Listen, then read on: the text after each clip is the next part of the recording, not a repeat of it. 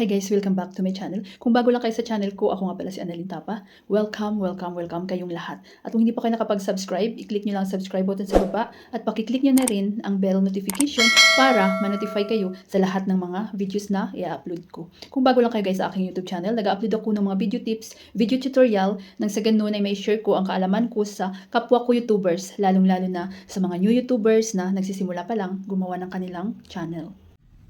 Hey guys, kamusta na kayo? So sa video na ito, i-share ko sa inyo how to edit transition video in InShot or how to add transition in your video. So ang gamit natin guys is InShot. So napakagandang apps nito guys.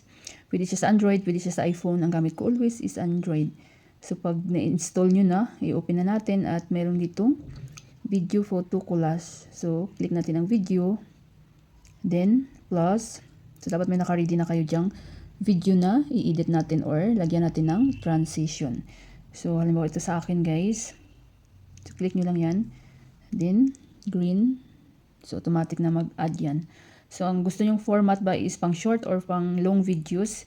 So punta kayo sa canvas. So kapag short guys, pang TikTok or Instagram, YouTube short, so 9:16. Then pag long videos naman, 16:9. YouTube, long videos. So gawin nating 16:9. Ayan. So, i-play muna natin guys.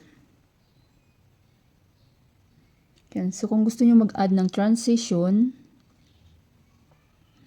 so, depende sa inyo kung saan kayo mag-add.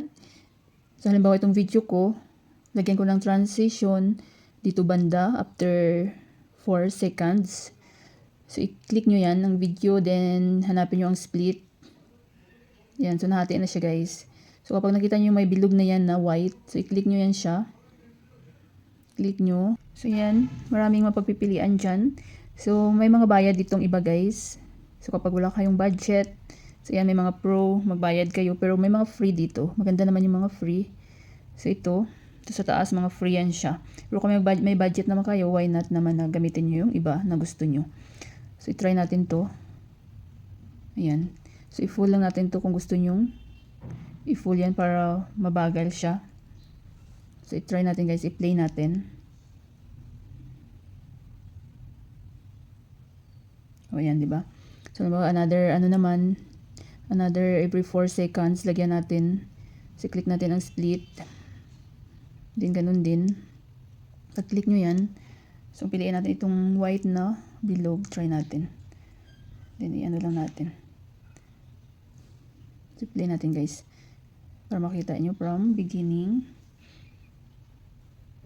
Yan.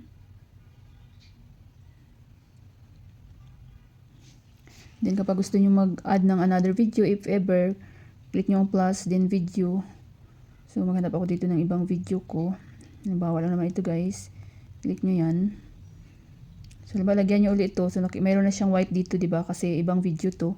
Pero kapag halimbawa yung video nyo, isang video lang, so pwede nyo siyang split kung saan nyo gustong mag-insert ng transition. Hanap tayo dito. Halimbawa itong arrow, ito natin itong arrow. So, full lang natin guys.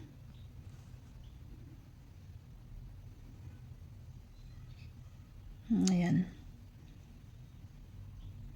So, mas maganda kasi kapag maglagyan nyo ng transition, diba? Kasi parang meron siyang kabuhay-buhay.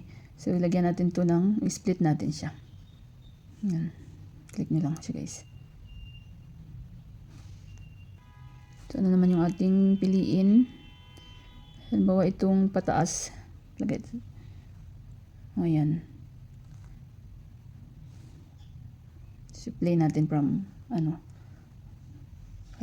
from beginning.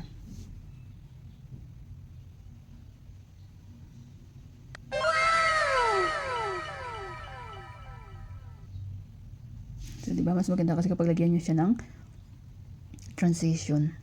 So, kapag gusto nyo mag-add uli, so ganun lang din guys. So, hanap pa tayo dito. Dito mag-add tayo. Halimbawa, split nyo lang. Click natin. So, ano yung i-add natin? May mga pro kasi yung iba. So, ito lang yung sa taas yung Pero kapag may mga mayroon kayong budget, so, pwede nyo siyang gamitin tong may mga bayad guys. Pero kapag gusto nyo free, So, dito lang tayo sa taas. Ayan. So, try natin tong pababa na arrow. Ayan. Ayan. So, maganda din naman siya guys, no? So, mas maganda kasi kapag mag-add tayo ng mga transition. Para hindi siya boring yung ating video, di ba?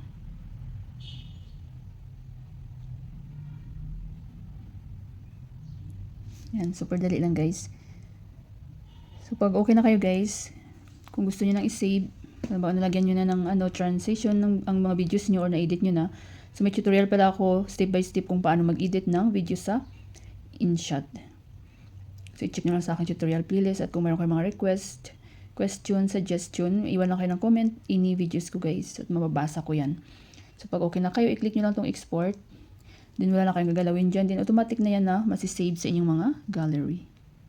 Sana guys may natutunan kayo sa video tutorial ko na ito at maraming salamat sa panunood. Kung mayroon kayong mga question, suggestion, and request, just leave a comment down below. At huwag niyong kalimutan mag-like, share, comment. At kung hindi pa kayo nakapag-subscribe, i-click niyo lang subscribe button sa baba at pakiclick niyo na rin ang bell notification para ma-notify kayo sa lahat ng mga videos na i-upload ko. Always be happy guys, be positive, avoid nega. See you next time.